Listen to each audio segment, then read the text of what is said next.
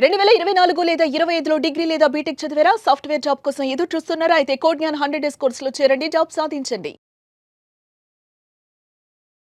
నమస్కారం, welcome to Suman TV. నేను మీ anchor Shri. ప్రస్తుతం మనతో పాటు ఉన్నారు హైకోర్టు అడ్వకేట్ అలగిరి రవీంద్రనాథ్ గారు. గత 3 రోజులుగా ఎయిర్లైన్ ఇండిగోకి సంబంధించి పెద్ద ఇష్యూ అయితే క్రియేట్ అయింది అని చెప్పొచ్చు. అండ్ అందులో భాగంగానే ఈ ప్రాబ్లం ఇంకెన్ని రోజులు కంటిన్యూ అవుతుంది, దీనికంటూ సొల్యూషన్ ఉందా అన్నది చాలా మందికి ఉన్న ప్రశ్న. అసలు ఈ ఇష్యూ ఏంటి, ఇష్యూకి సంబంధించి లేటెస్ట్ ఇన్ఫర్మేషన్ ఏంటి, వీటి గురించి క్లారిటీ ఇవ్వడానికి హైకోర్టు అడ్వకేట్ అలగిరి రవీంద్రనాథ్ గారు ఉన్నారు. అడిగి తెలుసుకునే ప్రయత్నం చేద్దాం. నమస్కారం సార్. నమస్తే అండి శ్రీ గారు. సార్, మీకు కూడా ఈ విషయం తెలిసిందే, గత 3 రోజులుగా చాలా మంది ప్యాసింజర్స్ అయితే ఇండిగో ఫ్లైట్స్ లేవు అని చాలా రకరకాలుగా ఇబ్బంది పడుతూ ఉన్నారు. అసలు ఇష్యూ ఏంటి, ఎందుకు ఇలా జరిగింది, ఇందుకు ఈ ప్రాబ్లంకి ఒక సొల్యూషన్ అంటూ ఉందా? నిన్న శంషాబాద్ ఎయిర్పోర్ట్లో హాహాకారాలు, ఆర్తనాదాలు జరుగుతున్న సంఘటన అదే. ఒక ప్రెగ్నెంట్ ఉన్నటువంటి స్త్రీ డెలివరీకి వెళ్ళాలి, ఒక ముసలావిడ ఒక డయాగ్నోసిస్లోకి వెళ్ళాలి, రకరకాల ప్రాబ్లమ్స్ ఉన్నారు. ఒక మ్యారేజ్ అయిపోయింది, రిసెప్షన్కి వెళ్ళాల్సిన వాళ్ళు రిసెప్షన్ చేసుకోవడానికి రిసెప్షన్కి వెళ్ళలేని పరిస్థితిలో ఉంటే వాళ్ళు ఒక బిగ్ స్క్రీన్ మీద పెట్టుకొని వాళ్ళు వర్చువల్గా ఒక రిసెప్షన్ చేసుకున్నారు. రకరకాల శుభాలు అశుభాలు, హెల్త్ ప్రాబ్లమ్స్, రకరకాల ఇష్యూస్ అన్నవి ఈరోజు శంషాబాద్ ఎయిర్పోర్ట్లో ఉన్నటువంటి ట్రావెలర్స్, ప్యాసింజర్స్ సర్వ విధాల రకరకాలుగా ఇబ్బందులు పడుతున్నారు. దీని అంతటికి గల కారణం ఏమిటి? విధానపరమైనటువంటి నిర్ణయాల యొక్క ప్రాబ్లం అని చెప్పుకోవచ్చు. విధానపరంగా తీసుకునే నిర్ణయాలు, మనం ఏదైతే మన ప్రభుత్వాలని చెప్పి వాళ్ళని అక్కడ కూర్చోబెడుతున్నామో వాళ్ళు సరైనటువంటి నిర్ణయాలు తీసుకోకపోవడం వల్ల వస్తున్నటువంటి సమస్యలు. ఇది చిన్న కథగా చెప్పుకోవచ్చు, కథను కాదు కానీ జరుగుతున్న సమస్య. ఆల్రెడీ ఎడ్యుకేషన్ ప్రైవేటైజేషన్ చేశారు, హెల్త్ ప్రైవేటైజేషన్ చేసేసారు, అన్ని డిపార్ట్మెంట్స్ కూడా ప్రైవేటైజేషన్ చేసుకుంటూ వస్తున్నారు. ఈరోజు ప్రతి విషయంలో కూడా ప్రైవేటైజేషన్ జరుగుతుంది. ప్రైవేటైజేషన్ ఎంతవరకు చేయాలి అన్నది ఒక లిమిటేషన్ లేకుండా పోయింది. ఈరోజు ఒకప్పుడు కేవలం గవర్నమెంట్ స్కూల్సే ఉండేవి. సో క్వాలిటీ ఎడ్యుకేషన్ మనకు కావాలి అని చెప్పి అయితే ప్రైవేట్ ఎడ్యుకేషన్కి ఎప్పుడైతే డోర్లు తెరిచారో ఈరోజు ఆ ప్రైవేట్ ఎడ్యుకేషన్ ఉన్న వాళ్ళు డామినేషన్ చేసే పరిస్థితికి వచ్చారు.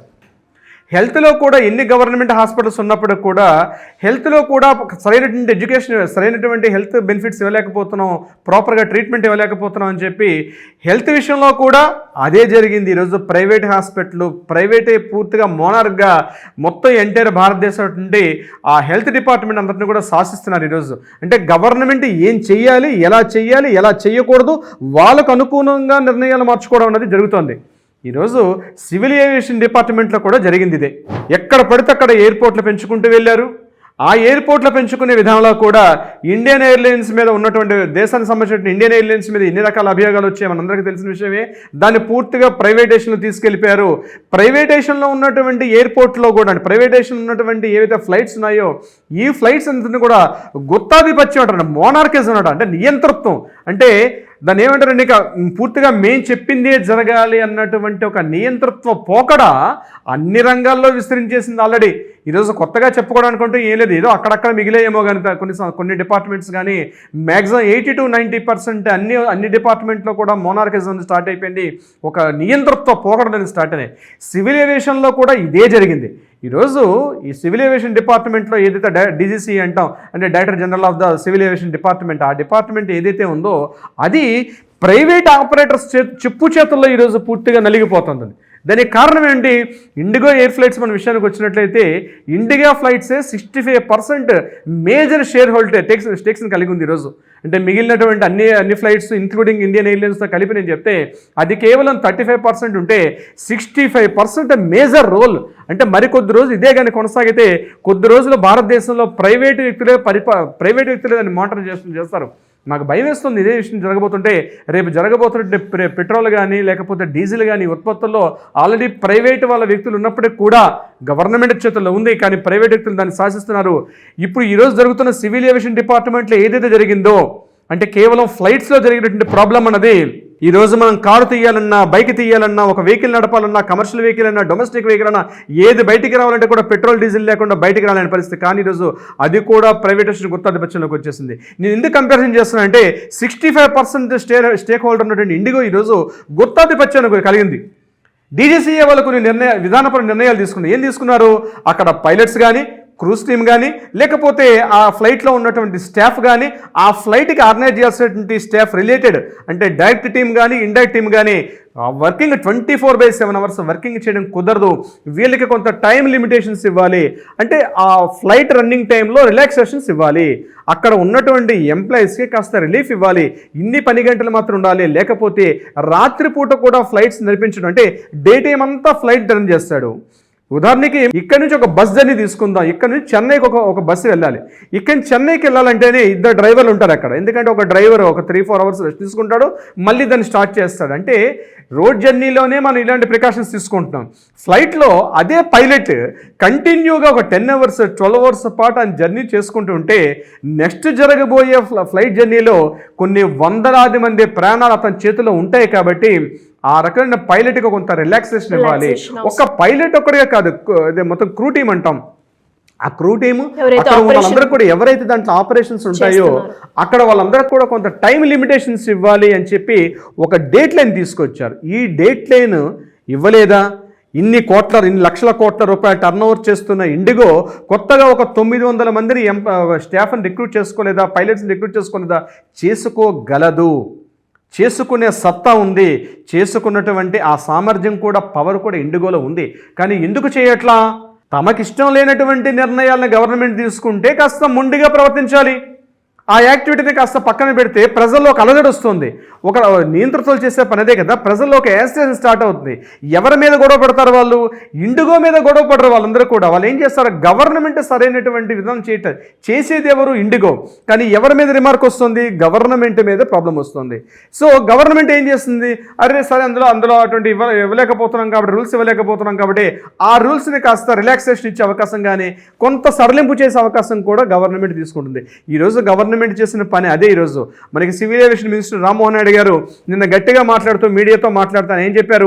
ఇండిగో మీద మేము చర్యలు తీసుకుంటాం, సీఈఓ గారిని మార్పు చేయాలి, ఆ తీసుకున్నటువంటి విధానపర నిర్ణయాలు తప్పని అంటారు. కానీ రామ్మోహన్ నాయుడు గారు ఈరోజు వాళ్ళ చెప్పు చేతుల్లో ఉన్నారు. ఖచ్చితంగా నేను చెప్తున్నాను, నాట్ ఓన్లీ ఇక్కడ వ్యక్తిగతమైన ఇది కాదు, పార్టీ పరంగా కాదు, నేను చెప్తున్నాను డిపార్ట్మెంట్స్ అన్నీ కూడా వాళ్ళ చెప్పు చేతుల్లో పనిచేయకపోతే వాళ్ళు ఈరోజు హ్యాండ్సప్ అవుతారు. కానీ మీరు వాళ్ళకి లైసెన్సులు ఇచ్చేటప్పుడు, మీరు వాళ్ళకి ఎంక్వైరీ, వాళ్ళకి ఏదైతే మీకు రూల్స్ అండ్ నామ్స్ ఇచ్చేటప్పుడు గవర్నమెంట్ ఖచ్చితమైనటువంటి ఒక అథారిటీ పెట్టుకోకపోతే రేపు రాబోయే రోజుల్లో ప్రజలు పూర్తిగా అశాంతికి గురవుతారు. ఎందుకంటే టైమింగ్ లిమిట్ మనకు అవర్స్లో వెళ్ళిపోతారు. ఇక్కడ చెన్నై పోవాలన్నా, ముంబై పోవాలన్నా, ఢిల్లీ పోవాలన్నా ఒక కంట్రోల్ ఉండాలి. ఆ కంట్రోల్ లేకపోతే ఒక 1 అవర్ జర్నీ చేసేసుకోవాలి. ట్రైన్లో పోతే 24 అవర్స్ జర్నీ పడుతుంది, 18 అవర్స్ జర్నీ పడుతుంది, 12 అవర్స్ జర్నీ పడుతుంది. అటువంటివన్నీ కూడా జస్ట్ 1.5 అవర్లు వెళ్ళిపోతుంటే మన వాళ్ళు కూడా పబ్లిక్ కూడా ఆశించట్లేదు. సరే కొంత అమౌంట్ ఒక 5,000 రూపాయలు 5,000-6,000 రూపీస్ కాస్త అమౌంట్ పెట్టినా ఈజీగా జర్నీ అవుతున్నాం అని చెప్పి మనకు అలవాటు చేసేసారు. ఫస్ట్ మనం అలవాటు చేసుకున్నాం. ఆ అలవాటు చేసిన తర్వాత ఇన్ టైంలో సర్వీసెస్ ఇవ్వకపోతే ప్రాబ్లం వచ్చేదంతా కూడా గవర్నమెంటే. ఇదంతా కూడా నేను చెప్తున్నాను, ఇదంతా కూడా ఒక టైం లిమిట్ అవుతుంది. ఇప్పుడు నవంబర్లో ఖచ్చితంగా ఏంటంటే కొంత ఈ వింటర్ సీజన్లో ట్రావెలర్స్ ఎక్కువగా జర్నీలు చేస్తారు. ఇప్పుడు డిసెంబర్లో ఫారినర్స్ వచ్చే టైము.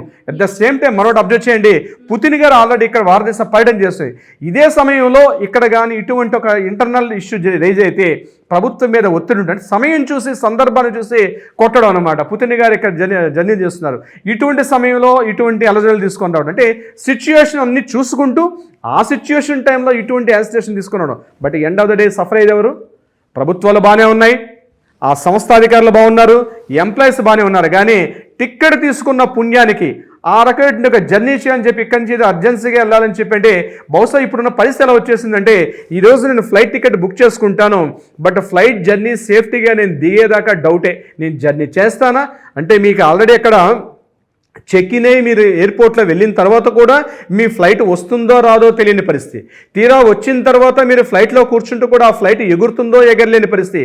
తీరా ఎగిరిన తర్వాత కూడా అది డెస్టినేషన్కి మనం సేఫ్టీగా వెళ్తామో వెళ్ళలేని పరిస్థితి. దిగేదాకా అంటే ఎలా ఉన్నామంటే పరిస్థితి మనం డెస్టినేషన్లో దిగేదాకా డౌట్ఫుల్గా ఉన్నటువంటి పరిస్థితి ఎంటైర్. ఎందుకంటే కొత్త ఎయిర్పోర్ట్లు జిల్లాకు ఒక ఎయిర్పోర్ట్ ఇస్తానని చెప్పి కొత్త స్టేట్మెంట్స్ మొన్న రామ్మోహన్ నాయుడు గారు కూడా ఇవ్వడం జరిగింది. ఆయన ఉన్నటువంటి మినిస్ట్రీ హోదాలో రకరకాల ఎయిర్పోర్ట్లు మీరు ఎయిర్పోర్ట్లు పెంచండి, తప్పనిసరిగా పెంచాల అవసరం కూడా ఉంది. కానీ మెయిన్ ఏదైతే ప్రాబ్లమ్స్ ఉన్నాయో ఈ సాల్వేజ్ జరగకుండా ఈరోజు గుత్తాధిపత్యం ఇండిగోకి లేకుండా గవర్నమెంట్ ఎందుకు తీసుకోవట్లా? రేట్లు పెంచేశారు అంటారు. నిన్న రీసెంట్గా మనం చూస్తే హైదరాబాద్ టు ఢిల్లీ టికెట్ ఎంత అంటే 45,000 ఒక టికెట్, నేను ఫ్లైట్ టికెట్ మనకి సోషల్ మీడియాలో సర్కిల్ అవుతుంది. ఇక్కడ నుంచి ఢిల్లీకి 45,000 రూపాయలు. అవును, మరి డిమాండ్ వచ్చింది, పెంచారు. ఏం గవర్నమెంట్ ఈరోజు పెంచట్లా? దసరా, దీపావళి, రేపు సంక్రాంతికి బస్సులు స్కేర్సిటీ ఉన్నాయని చెప్పి ఇక్కడ సంక్రాంతికి రాజమండ్రిగా, విశాఖపట్నానికి, విజయవాడకి వెళ్ళాలంటే అప్పటి వరకు ఉన్నటువంటి రేటు గవర్నమెంట్ పెంచట్లే, మీ ఆర్టీసీ బస్సులు పెంచట్లా, తప్పనిసరిగా పెంచుతారు 100%. ఇది దౌర్భాగ్యం. ఈ రకమైన దౌర్భాగ్యానికి ప్రతి ఇండియన్ పరిస్థితి ఏంటంటే భారతీయ పౌరుడిగా ఏమీ చెయ్యలేని పరిస్థితి. వాళ్ళు చేసిన చారిత్రక తప్పిదాలు, విధానపర నిర్ణయాలకి భారీ మూల్యం ఎవరైనా చెల్లించుకుంటున్నారంటే ఒక సగటు భారతీయ జీవి, సగటు భారతీయ పౌరుడు ఈరోజు రకరకాల ఇబ్బందులు గురవుతున్నాడు. ఈరోజు అది ఏ ప్రభుత్వమైనా కావచ్చు, ఏ రాష్ట్రమైనా కావచ్చు, ఈరోజు వాళ్ళు తీసుకునే విధానపరమైన నిర్ణయాల లేమి వల్ల ఈరోజు సగటు ఇబ్బంది. రేపు సంక్రాంతికి వెళ్ళాలని చూడండి, ఇదే పరిస్థితి. ఈరోజు ఫ్లైట్స్ ఎగరవు, తీరకని డెస్టినేషన్కి వెళ్ళాలంటే ఎందుకు చెల్లించాలండి? ఎందుకు చెల్లించాలి? ఆ టికెట్స్ డిమాండ్ ఉండేటప్పుడు రేట్లు తగ్గాలి కదా. మీకు మార్కెట్లో యాపిల్స్ ఉన్నాయి, ఒకేసారి డంపింగ్ జరిగింది, రేట్లు తగ్గాలి కదా. అటువంటి టైంలో మీరు ఇదే టైంని ఎన్కేష్ చేసుకోవాలని చెప్పి రేట్స్ పెంచేస్తారు. ఎప్పుడైతే మీ ఆర్టీసీ బస్సుల్లో రేట్లు పెంచారో, ఆ తెలంగాణ ఆర్టీసీయా, ఏపీఎస్ ఆర్టీసీయా, లేకపోతే కర్ణాటక ఆర్టీసీయా, తమిళనాడు ఆర్టీసీ పక్కన పెట్టండి, ఎనీ ఆర్టీసీ టైం దొరికింది అనగా రేట్లు పెంచేసి కూర్చుంటారు.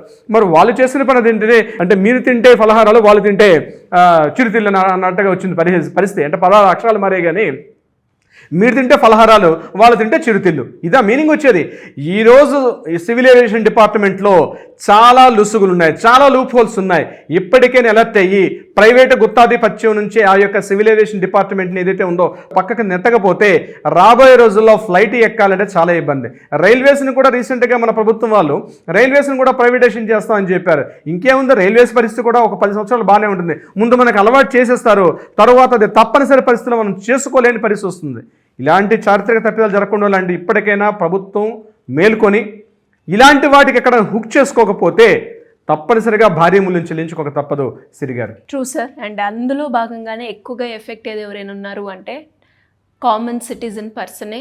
అన్ని రకాలుగా ఇటు ప్రైవేట్ సెక్టర్ నుంచి అయినా లేదంటే ప్రభుత్వం తరపు నుంచి అయినా ఎలాంటి చేంజ్ వచ్చినా కూడా ఒక కామన్ మ్యానే ఎక్కువగా దీనికి ఇబ్బంది పడడం అయితే మనం చూడడం జరుగుతూ ఉంది.